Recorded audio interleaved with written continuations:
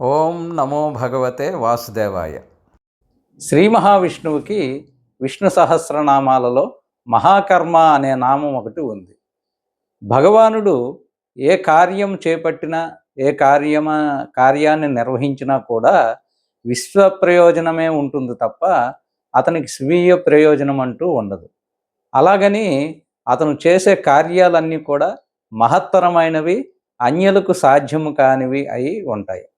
భగవద్గీతలో శ్రీకృష్ణుడు పరిత్రాణాయ సాధూనాం వినాశాయ చ దుష్కృతాం ధర్మ సంస్థాపనార్థాయ సంభవామి యుగే యుగే అంటాడు.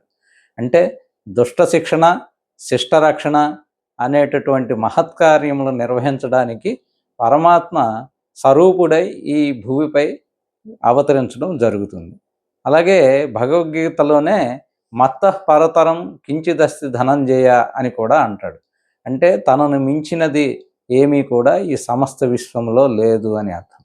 ఈ రెండు భగవద్గీత శ్లోకాలు కూడా పరమాత్మ యొక్క మహాకర్మ అనే నామాన్ని సమర్థించే శ్లోకవాక్యాలు. స్వస్తి.